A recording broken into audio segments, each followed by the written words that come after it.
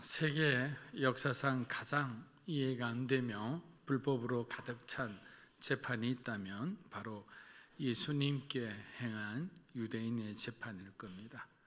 이 재판은 유대인들에 의한 종교 재판의 성격과 동시에 로마인들에 의한 정치 재판의 한 가운데 있었기 때문입니다. 유대 지도자들은 예수님을 자신들이 유리한 대로 이쪽 저쪽으로 끌고 다니며 그들이 원하는 결론이 나올 때까지 계속 예수님을 압박하고 있었습니다. 예수님은 안나스의 예비 신문을 거쳐 그의 대제사장인 가야바의 집에 가서 2차 신문을 받았습니다. 그러나 이것은 우리가 잘 알듯이 명백한 불법입니다. 왜냐하면 해가 뜨기 전에 재판을 해서는 안 되는 규정이 있음에도 이들은 마치 사냥감을 누리는 짐승떼처럼 예수님에게 아주 노골적으로 불법을 행하고 있기 때문입니다. 그리고 예수님은 다시 산헤드린 공회에서 사형에 준하는 판결을 받고 난 뒤 빌라도에게 넘겨진 것입니다. 왜냐하면 투석형으로 그들은 죽이기 싫었습니다. 그들도 예수님을 죽일 수 있는 방법은 있었죠. 그렇잖아요. 보면 우리가 성경을 보면 뭘 잘못하거나 간음을 하거나 죄를 짓게 되면 언제든지 돌을 던져서 현장에서 그냥 죽일 수도 있었어요. 그런데 죽일 수 있음에도 왜 죽이지 않느냐? 예수님의 그 많은 인기를 한 번에 가라앉기 위해서는 매달려 죽는 십자가형만큼 좋은 처형은 없었기 때문입니다. 왜냐하면 율법에 매달려 죽은 자는 저주받은 자라고 했기 때문입니다. 그래서 예수님이 매달려 죽으면 저주받은 자가 되기 때문에 당연히 그 저주에 대한 두려움이 있는 이 유대인들은 예수님을 멀리할 것이 분명했기 때문입니다. 그가 하나님의 아들이면 왜 매달려 죽느냐라는 어떤 그런 질문이죠.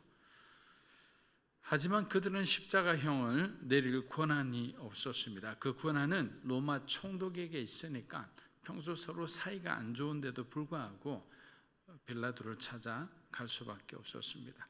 사랑하는 여러분, 만일 그들이 예수님의 유죄를 100% 확신했다면 이렇게 한밤에 자기들끼리 몰래 재판을, 도덕 재판을 이렇게 하겠습니까? 그렇지 않죠. 이들의 성정으로 보면 모든 사람들을 다 모아놓고 공개 재판을 했을 거예요.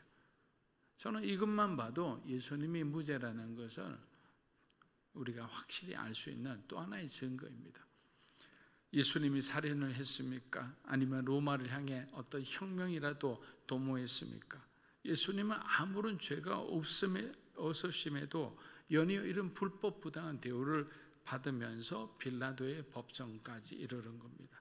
대제사장과 서기관들은 예수님을 빌라도 관주로 끌고 와 자신들은 부정탄다고 들어가지도 않고 빌라도가 밖으로 나오자 예수님에 대해 말도 안 되는 고소를 내려놓기 시작했습니다.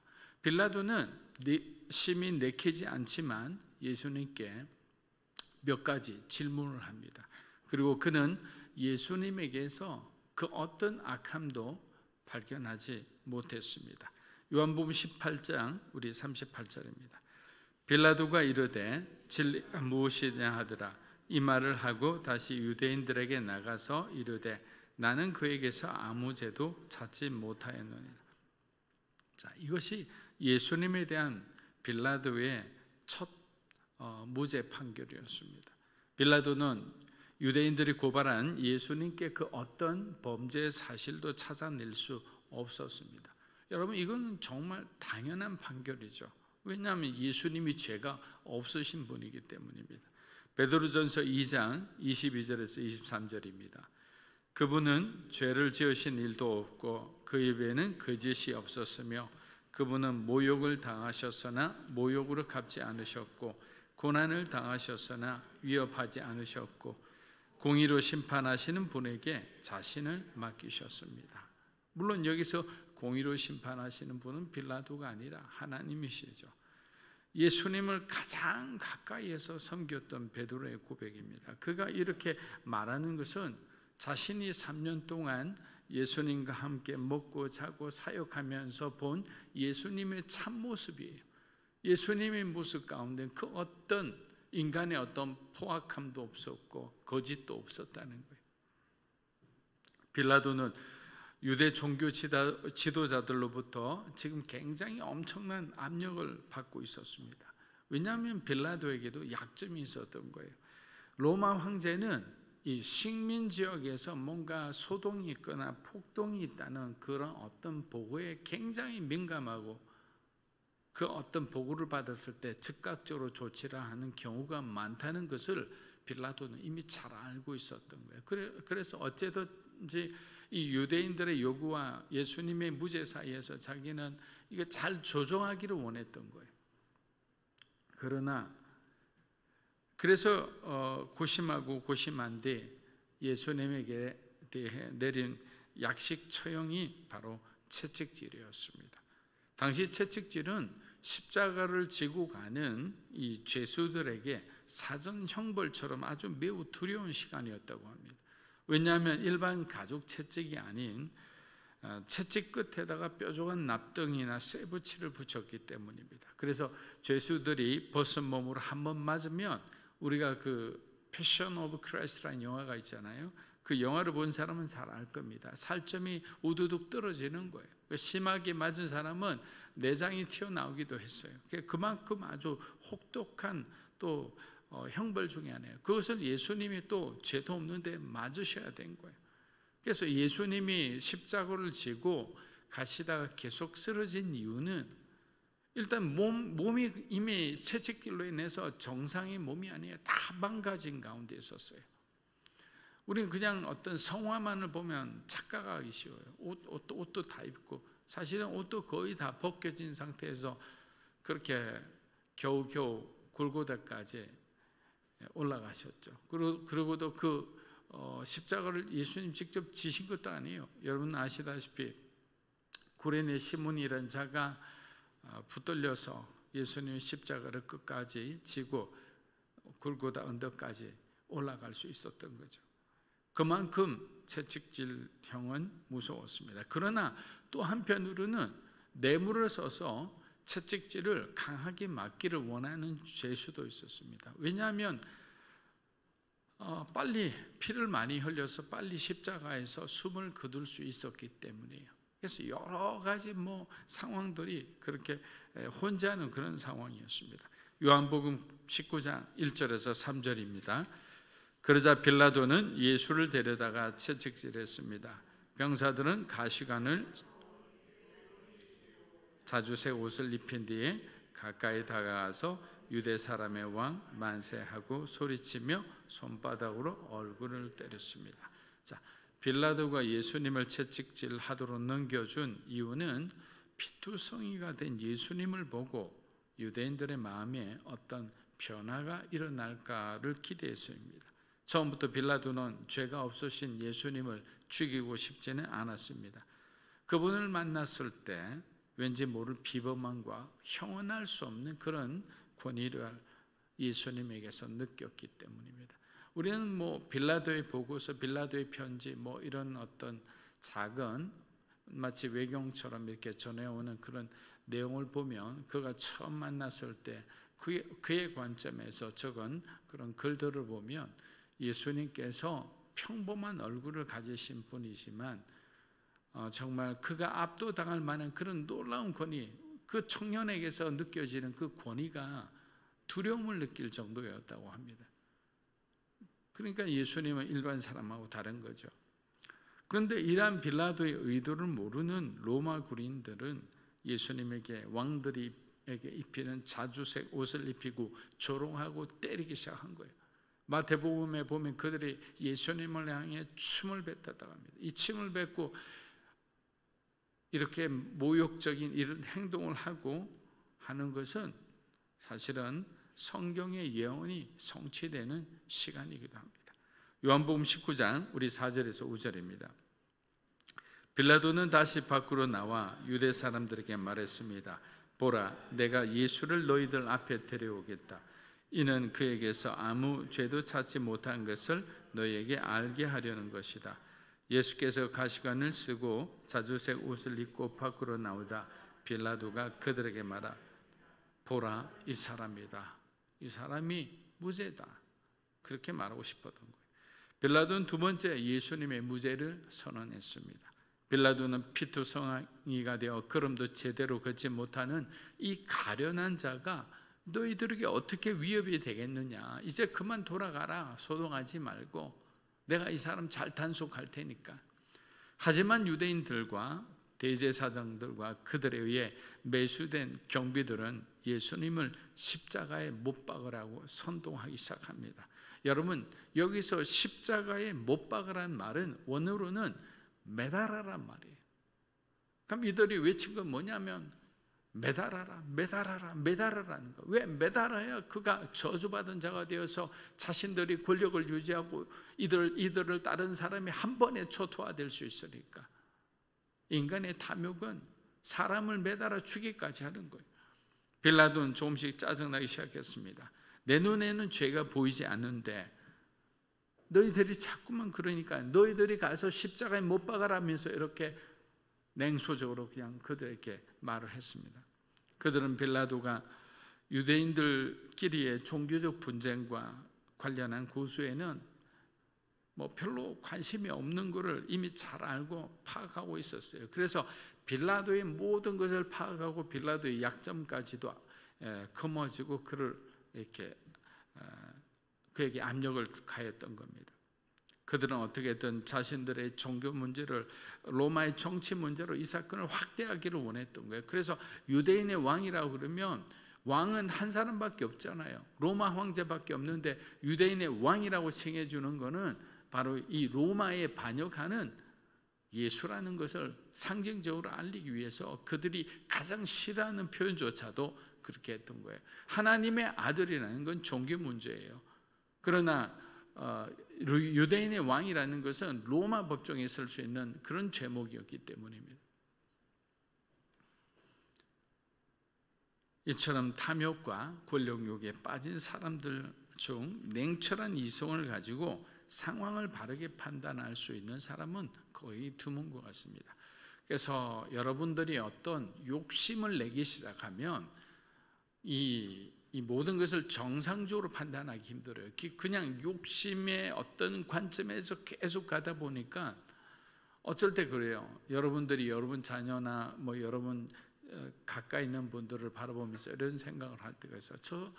왜 저 아이는 자꾸만 이렇게 부모의 말을 못 알아들을까? 글로 가면 정말 걔에게 하나도 도움이 안 되는데 그냥 뭐에 이렇게 쓰인 것처럼 그냥 이렇게 딸려가는 것처럼 보는 게 그게 욕망이에요. 그게 욕심이에요. 인간은 그런 어떤 죄 가운데 약하잖아요. 그래서 예전에 플로이드 맥클랑이라는 예수 전도단의 아주 유명한 또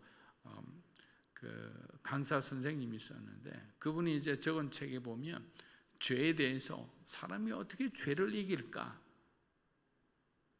그런 많은 질문을 한답니다, 학생들이. 그래서 매번 대답하기가 어려워서 그냥 아예 책을 하나 적었거든요. 그 책에 뭐라고 적혀 있느냐면 여러분, 하나님께 기도해서 여러분이 살아가는 그 죄를 미워할 수 있도록 도와달라고 기도하세요. 제일 먼저 우리가 죄를 미워하지 않으면 그 죄로부터 우리가 빠져나올 수가 없어요. 그런데 우리는 죄를 미워하지가 않아요. 죄로 인한 고통은 두려워하면서 그 죄를 여전히 은밀하게 사랑하고 있기 때문에 우리가 그 죄로부터 완전히 빠져나오지는 못하는 거예요. 저는 그 말을 듣고 너무나 맞는 것 같아요. 제 자신에게 적용을 해보면 우리는 죄를 미워하는 것처럼 하면서 또 다른 어떤 방을 하나 만들어 놓고 그 죄와 몰래 사랑을 하고 있는 거예요. 그러면 우리도 불행한 어떤 삶을 살 수밖에 없는 거예요. 오늘부터 여러분들이 그 죄를 미워하는 사람이 되기를 주의 이름으로 축복합니다. 사랑하는 여러분, 빌라도가 예수님과 독대하여 신문을 하기도 전에 그는 이미 부하들을 통해 첩보를 받은 그 정보만으로도 예수님은 로마를 해야 할 사람이 아니라는 거 알죠? 여러분, 로마 총독부 같은 곳에는 우리로 말하면 지금 정보부 같은 것들이 있거든요. 그 정보부에서 지금 계속 민심을 살피고 또 왕들의 헤롯 왕이나 이런 분봉 왕들의 어떤 생각들, 사상들을 계속 살피면서 이 반란 지수를 늘 체크하고 있었다고요. 예수님의 사역도 물론 알고 있었죠. 들었죠. 그러나 백성들에게 도움이 됐지 백성들을 해하거나 뭐 로마를 향해서 반란을 꿈꾸는 것 그 어떤 것도 없었기 때문이에요. 자, 그런 확신을 갖고 있는데 그런 사건이 벌어지니까 올 것이 왔구나. 이 기독권청의 시기와 질투가 시작됐구나. 그렇게 생각하는 거죠. 심지어 그의 아내 클라우디아는 예수님의 말씀을 듣고 회심한 여인으로 알려져 있습니다. 빌라도가 공경에 처했을 때 그녀는 사람을 보내어 빌라도에게 예수님에 대한 자신의 생각을 용감히 전하기도 했습니다. 빌라도의 아내는 예수님이 죄가 없으시다는 데 대한 확신이 있었던 사람이었습니다. 그렇게 남편의 궁적인 일에 관여하면서까지 예수님을 지키고자 했던 것입니다. 그러나 빌라도는 예수님의 원래 어떤 분이신지를 알면서도 결국 자기의 명예를 위해 자기의 어떤 권력을 유지하기 위해서 계속 망설이고 주저하는 모습을 보여주는 거예요. 우리 안에도 그런 마음 충분히 이해갑니다. 하지만 그렇게 해서는 안 되겠죠. 사랑하는 여러분, 믿음을 가진 사람이라면 자기 믿음에 대한 확신과 결단이 있어야 됩니다.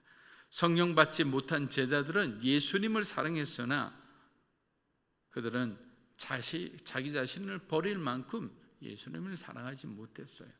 왜냐하면 십자가의 상에서 제자로서 남아있는 사람은 사실 먼 곳에서 바라보고 있던 요한밖에 없잖아요. 나머지는 다 자기 고향으로 돌아갔죠. 요한복음 19장 7절에서 9절입니다. 유대 사람들이 빌라도에게 말했습니다. 우리에게 법이 있는데 그 법에 따르면 이 사람은 마땅히 죽어야 합니다. 그가 자기 자신을 가리켜 하나님의 아들이라고 했기 때문입니다. 빌라도는 이 말을 듣고 더욱 두려워서 관저 안으로 다시 돌아갔습니다. 빌라도가 예수께 물었습니다. 내가 어디서 왔느냐? 그러나 예수께서는 아무 대답도 하지 않으셨습니다. 자, 그들이 말하는 법, 자기들 안에 있는 법이 있는데 그 법에 따르면 이 예수라는 사람은 죽어야 된다. 그 법은 레위기 24장 6절인데 그게 뭐라고 되어 있냐면 주의 이름을 모독하는 사람은 절대로 살려두어서는 안 된다.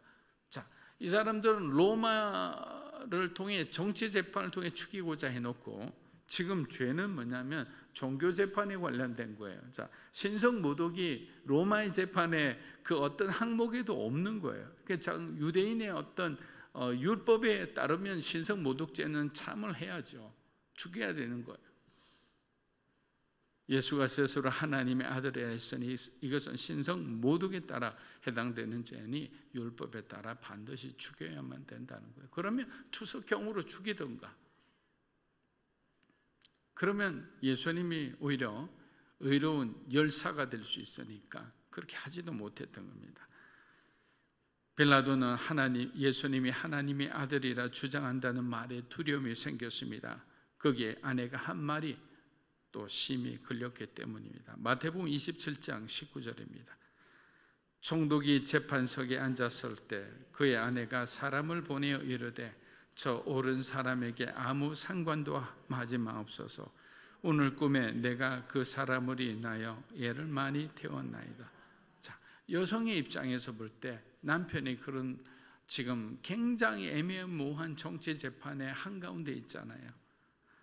그때 도저히 참을 수가 없어서 아내가 사람을 보내서 얘기하는 게 저 옳은 사람에게 아무 상관도 하지 마라. 당신 정말 그 일에 절대로 손대지 마. 큰일 난다고.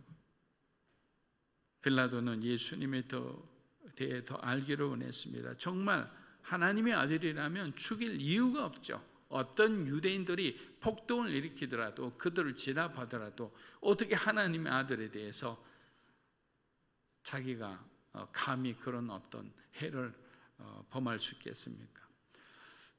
여기에는 또 로마인들의 이 신에 대한, 인간이 신이 될 수 있다는 그런 어떤 신관이 또 그런 영향을 많이 미쳤으리라 생각합니다. 로마는 황제가 신이라고 그랬잖아요. 인간인데도 신이라고 할 정도로. 예수님이 하나님의 아들이고 이 사람이 신이라면 자기가 죽어서는 오히려 더 화를 당하죠. 요한복음 19장 11에서 12절입니다. 예수께서 빌라도에게 대답하셨습니다. 위에서 주지 않으셨더라면 내가 나를 해칠 아무런 권한도 없었을 것이다. 그러므로 나를 내게 넘겨준 사람의 죄는 더 크다. 이 말을 듣고 빌라도는 예수를 놓아주려고 힘을 썼습니다. 그러나 유대 사람들은 소리쳤습니다.